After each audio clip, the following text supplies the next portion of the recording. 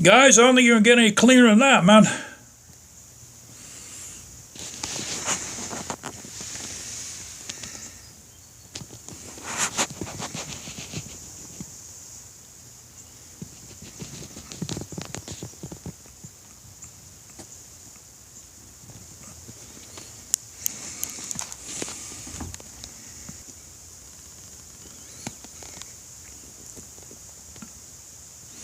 You know, one of the very first things I did to this, when I first got it, I had to make a rectifier bracket because the rectifier was just, it was hanging onto the bike with a zip tie. And then the second thing I got was I made that little keeper there. That holds the pickup for the rectifier on. Because what was happening is that was popping off and the bike wasn't charging. And then I was wondering why the bike wasn't charging. When you buy a Big Dog, those don't come with the bike. That's a nice thing to make right there. And I just finished up with that part. I took it off. I polished it up quite a bit. Gave a nice little shine to it, as you can see the shine better there. And what that does is that holds on the plug that goes into the engine where your stator is. And any of you guys that don't have that, and you wonder why your battery's not charging, well, you might think of making with something like that. Yeah, we shined her up pretty damn good, guys. Did our triple trees again. Look at that, just like chrome. Underneath too, guys. I do the underneath also. We redid our visor. Look at the speedometer.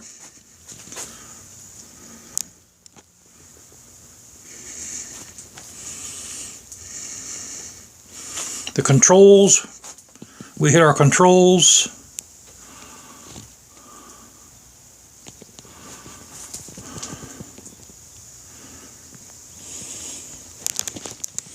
I did these. Polished them up with 3M. I did the license plate holder.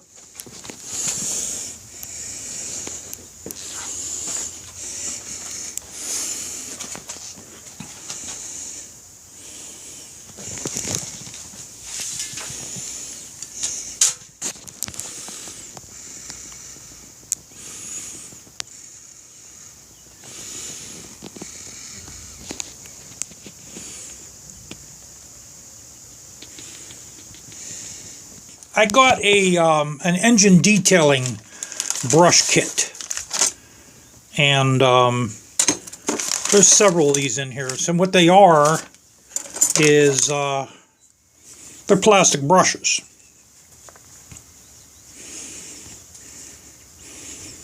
And what I use is I use car shampoo. I dip these in a bucket of car shampoo. And then you do your fins, you go inside of your fins, and then I try to get in between the fins with a rag and this piece of wood. I put this inside a rag, and with some of that polish I go in and I do the inside the fins, and then I wipe everything down by hand. Now that's why it looks like it does, guys. Basically, it looks like it's brand new. Actually, better than brand new. See our bracket down there? How our bracket come out?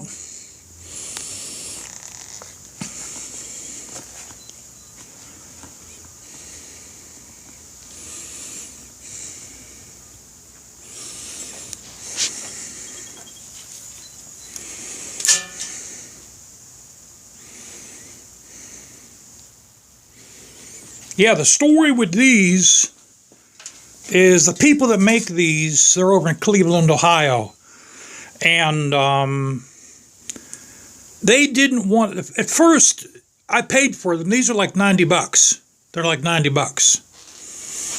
And I cut a foot off of those because these are 36 inches long. So I actually cut a foot off of them. because normally they would drag on the ground and they would severely get in the way of your foot pegs, causing a very dangerous situation. So the story, what happened was they didn't want to, I paid for them, and then they claimed they shipped them, and they claimed they got lost, you know. And I think what happened was, since I'm located near Pittsburgh, I don't even live in Pittsburgh, but I'm near Pittsburgh.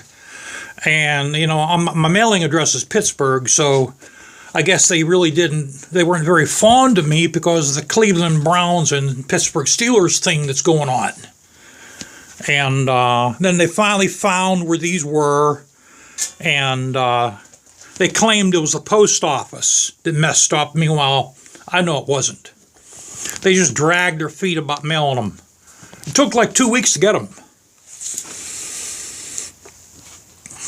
So another thing I do to this too is I took my cables off the battery and I sand down underneath the cables, and I sand down the top of the terminals of the battery. That way it gets a good contact. I don't use any chemicals in between the battery cable and the battery contacts. But I make sure they're nice and flat. I make sure the contacts are nice and flat. That way there it gets a good, because these have to get a good charge. You know, you might have a high cranking battery like this one here, but if your terminals are dirty, guys, ain't gonna work.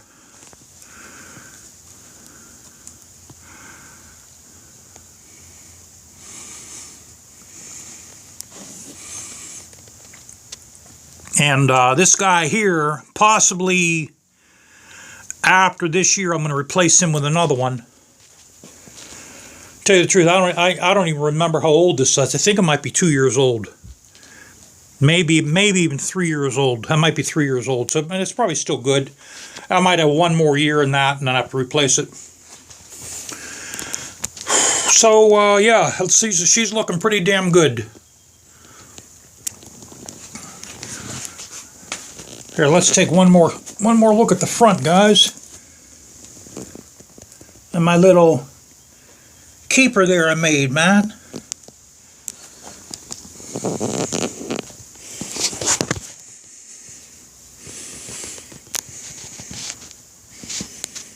Another thing I do too is when I put the motorcycle up on the jacks, these expand. And then this area down here where it goes into the seals, I'll make sure they're always clean. And then once the motorcycle is, once the fork's under pressure, I make sure this is always clean here. That way no dirt goes into seals.